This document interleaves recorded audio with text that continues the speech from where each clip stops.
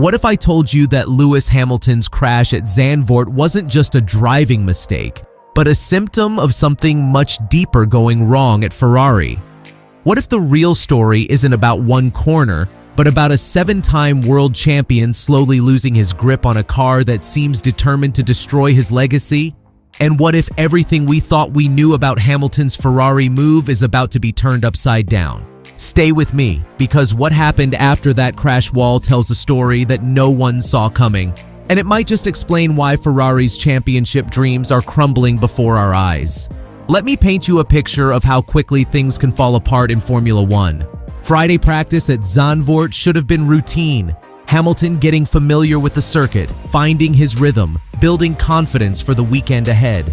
Instead, what we witnessed were two terrifying moments that should have set off every alarm bell in the Ferrari garage. The first spin came during FP1. The SF25 just snapped out from under Hamilton without warning. No gradual loss of grip, no building oversteer, just instant chaos. Then, barely hours later in FP2, it happened again.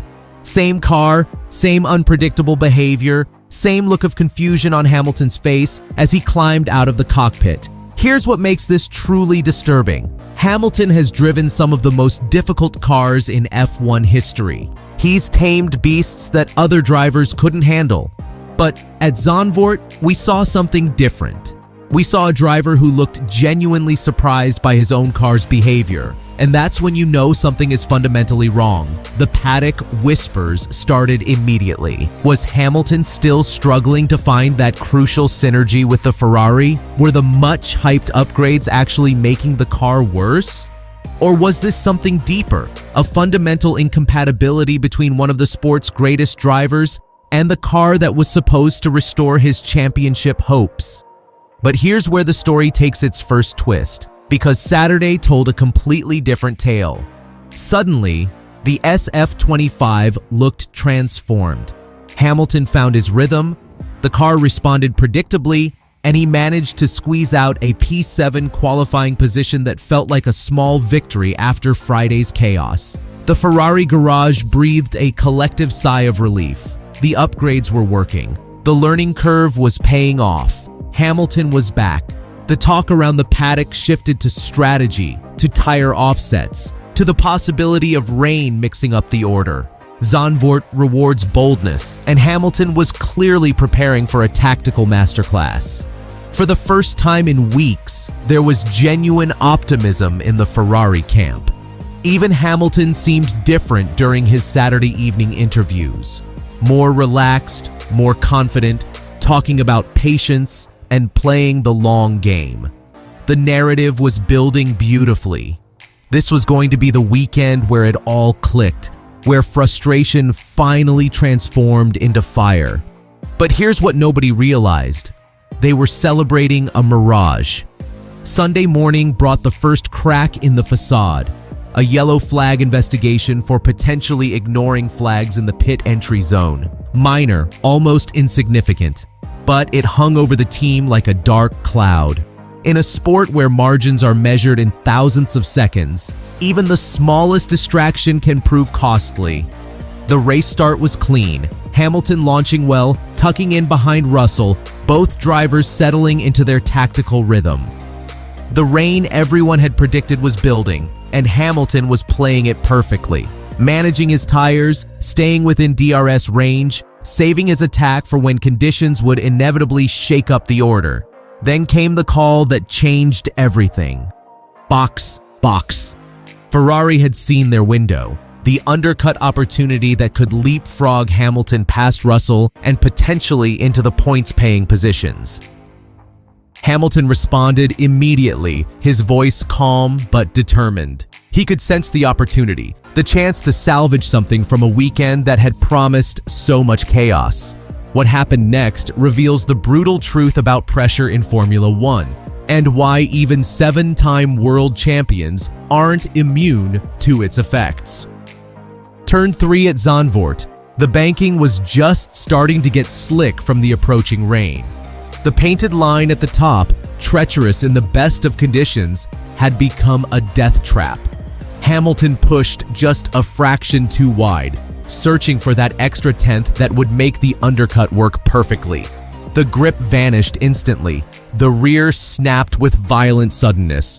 There was no time to catch it, no moment of recognition, no chance to save it. The car spun, the left front slammed into the barrier, and in that instant, everything Ferrari had worked toward crumbled. The silence that followed was deafening, not just from Hamilton's radio, but from the entire Ferrari garage. This wasn't mechanical failure. This wasn't bad luck. This was human error at the worst possible moment, and everyone knew it. Hamilton's apology came quickly over the radio, and his tone said everything you needed to know. This was a driver who understood exactly what had just slipped through his fingers. Not just his own race, but the entire team's strategy, the momentum they'd been building, the narrative of resurgence they'd been crafting. The safety car that followed neutralized everything Ferrari had planned, from a potential 2-car points haul to 0 in seconds. From hope to devastation in the space of a single corner. It's impossible to overstate how crushing that moment was, both symbolically and tactically. But here's what makes this crash truly significant. It wasn't just about one mistake. It was about what that mistake revealed about the entire Ferrari-Hamilton project. Charles Leclerc's race subsequently spiraled into its own strategic mess, compounded by a lack of grip and a car that looked completely lost on the damp surface.